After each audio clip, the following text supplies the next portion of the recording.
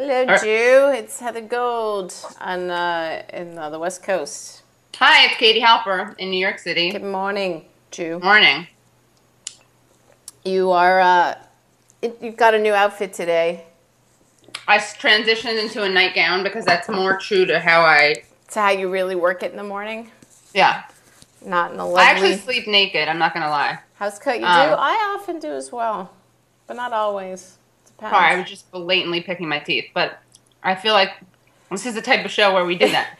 If you think they're Let's drink to casual, that. if you think they're casual on a television morning show and an internet morning show, all the way. Here's how we sleep. I'm going to floss. See, I'm going to take out some floss in oh, a second. first thing, I just saw this when I was at getting my passport yesterday. It was on CNN.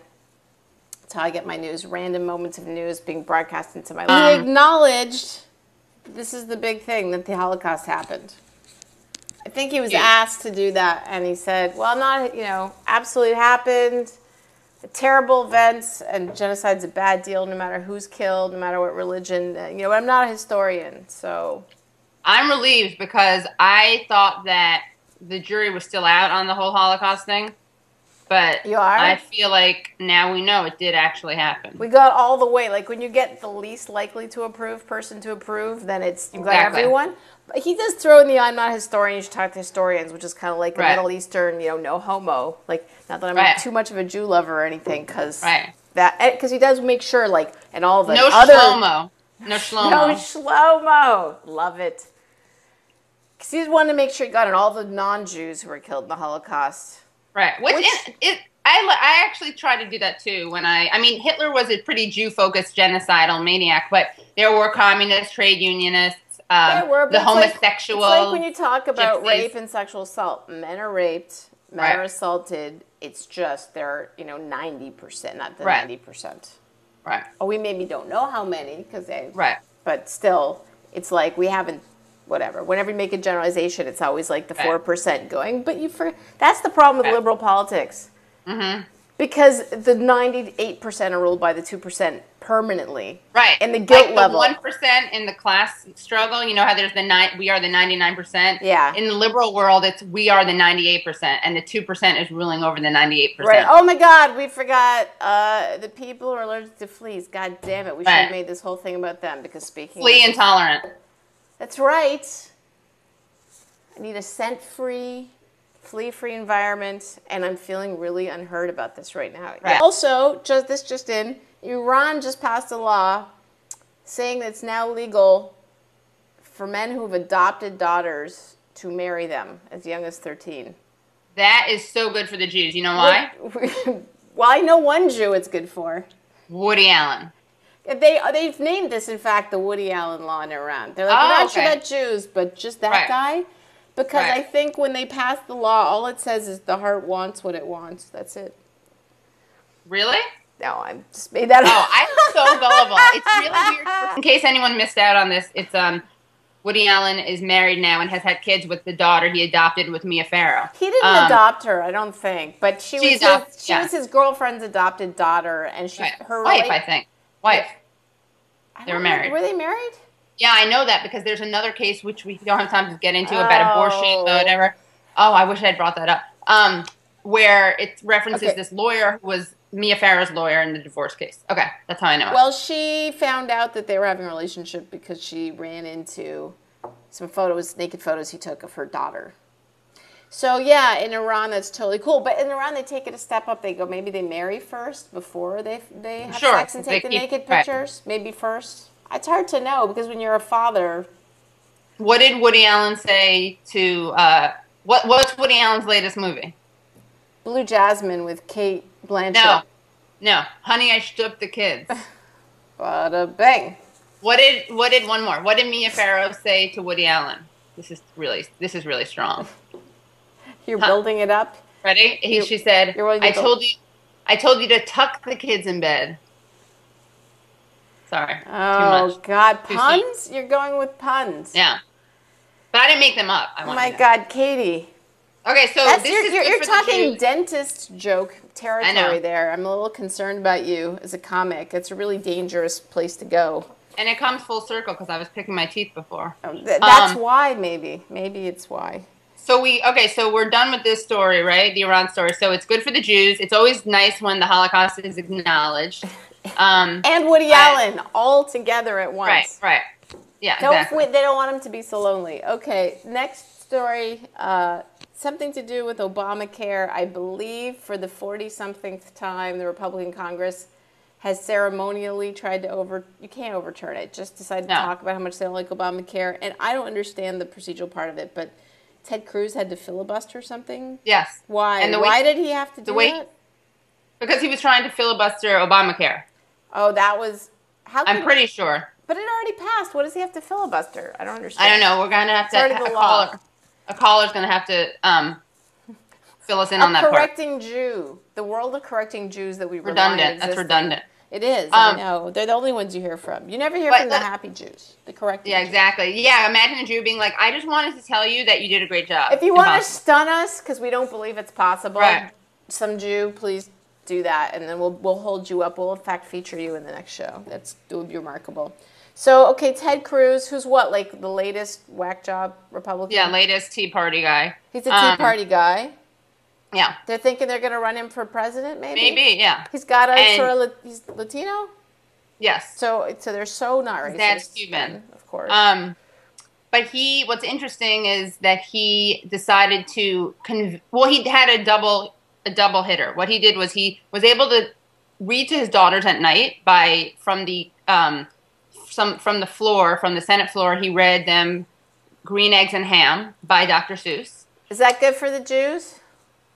Dr. Seuss was Greek, and I think he was ham. Oh, you're right. Oh my God, that's very dangerous for the Jews. He's trying to set the law by extolling the virtues of ham. Exactly. I don't know. But here's what's so beautiful about it. He's so brilliant that he used Green Eggs and Ham to explain why people don't like Obamacare. Because just like I don't like them on a boat, I don't like them in a box, whatever, he read that about Obamacare.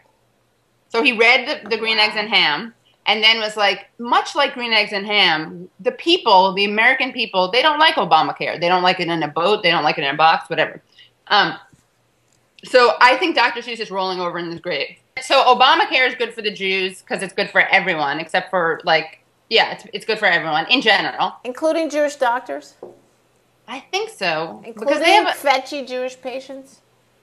Yeah, I don't know. It gives you one less thing to kvetch about or a new thing to kvetch about? It depends how you were before. Like if you had a pre-existing condition and now you're getting it easier, you can't kvetch. But we could find a way. Yeah, I'm sure there's always a way. Where there's a will, where there's a will, there's a way. Where there's a Jew, there's a kvetch. There's a kvetch. Okay, so final story of the week. This one's just so wait. That's bad for the Jews because of the ham aspect and because of the anti-Obamacare. Okay, just to wrap it up. And the loss of a thing to kvetch about. So maybe overall, it's hard to know. Right, hard to know. Okay, that's a toss-up. More people going to the doctor, more business for Jewish doctors. Right. So maybe a little bit middle. The opposition to Obamacare, not good for the Jews. So I've got one last thing. David Gilmour, who sounds like a more famous guy than he is. He's a novelist, Canadian novelist. So I'm thrilled to have Canada be in the news once again. But of course, when Canada bleeds into the American news, or the Twitter news, then it's something ridiculous. Right. Like the mayor. You guys could have like a videotape revolution that smoking we wouldn't crack. know about. Right. No, not really. So this guy is a novelist who teaches a class at the University of Toronto, a wonderful, enormous school where I'm also a fellow, actually. And he gave an interview for his publisher, Random House, in which he said a lot of things, including that he wouldn't teach women. It was about, like, what's on your shelf? It was like one of those, we're just going for a stroll through your office. Who do you read? And someone, the interviewer made some comment like, it doesn't look like there's many women here. And then he goes off on this long rant about how he won't teach women, he refuses to, or gay people, or Chinese people, or like this whole long list. But Virginia Woolf is amazing, but she's so brilliant that no one would understand her, so he does like her. He said a bunch of amazing stuff, including, What's interesting is that he says he teaches real men like Tolstoy. Newsflash, Tolstoy's gay. Same with that's the thing. A big part of his whole talking. It's very Philip Rothy, Norman Mailery. It's very Right. like, I'm into guy's guy. I'm a middle-aged man. I'm passionate about that literature. They really understand it. He thinks Philip Roth understands like sex so well, and middle age so well. So that's a lot about what he's talking about. Of course, he can teach whatever he wants to teach, but it's just kind of amazing what a douchebag he makes himself out to be. My favorite part was how he says, "I'm probably the only guy. I'm the only guy who teach Truman Capote in North America." I'm like, you are an edgy man. Wait, but is he a real man? I don't get that. He feels like he's really edgy, like he's going out on a limb to prove his edginess. Because he's teaching one gay? Well, also, you know, Truman Capote also wrote one of the books he's most famous for is full of blood and gore, which is manly, so manly. Right. But, you know, boy, it's really edgy to teach someone who invented an entire genre of literature. I mean, and who's in the canon. The idea that this guy thinks he's the only person teaching Truman Capote in North America, that's to me the most hilarious thing about the whole thing. Right. Beyond the women, because what he does is he basically says women can't really write. So even though he can teach whoever he wants in his class, although in Canada as opposed to the U.S., there's a lot more, we should fire him for that kind of talk. Right. It's a lot less libertarian there. There's still this sense that, like, just to me, well, why would, you know, next time Margaret Atwood sees you? Yeah, I know, seriously. It's a much more literary culture. Awkward. Yeah. He's no one could so do in love with himself, though. He's that's in love the with himself. hilarious part of the whole thing. So I would say, I don't know if he's Jewish. Gilmore, you think that's Jewish? I don't think so. He sounds, you know, like... narcissistic. Ethnically narcissistic. That's the part that feels familiar. Right. Although, in all fairness, that's a pretty universal trait, especially among men. Yeah, but middle-aged guys who, the Philip Roth, Norman Mailer thing. You know what I want to say to this Gilmore guy? What? Sorry about your penis. Yeah, he's pretty intent about his penis. And then he published, or he gave another interview where he did a whole apology, and his apologies. I don't have a sexist or racist bone in my body. Except for my penis. Except for the bone I wish I had, that I'm looking for. Yeah. Truman Capote's literature. Anyway, it's hilarious. They're hilarious. You should. So good for the Jews. What do we think? If he's not Jewish, it's good for the Jews because it makes our narcissistic, self-involved. Right. Here's it's the a good thing. foil. He's not like as annoying as Philip Roth or Norman Mailer were when they came out with this stuff. They wrote pretty great stuff. This guy's a good writer, but he's not Philip Roth, so that's why I think it looks more ridiculous. I think it's always more ridiculous to be like, I'm the greatest in the world when you're nowhere. You're not Muhammad Ali. Do you know what I mean? Right. Who was not? He was only an okay writer, Muhammad Ali. Just kidding. But in all fairness, Dave. You know, Philip Roth is problematic, but he's not a wife stabber, unlike Norman Mailer. So I feel like we should. God, let's just hope this guy didn't stab anybody. And for the record, absolutely good for the Jews that he can say whatever he wants because it's always better that we can express ourselves. So good. Teach your class. Take the class. Right. Good for the Jews to give a little love to Philip Roth. That's always nice. And we get to tell you you're schmuck. There you go. Exactly. That's how it works. You're a schmuck, yeah. Okay, so this week was a good week for the Jews. Not bad. Not bad. Not bad. Not bad. Couldn't hurt. Could have been better. Could have been better. Are you comfortable? I make a living. You can say I make a living. Yeah, there you go. All right. See you next week. That's part of what we learn in Zion, Elders of Zion, Protocols of Zion School. That's my introductory to Judaism class. Just that joke. That's all you get. That's it, yeah. Okay. Okay. See you next week. Bye.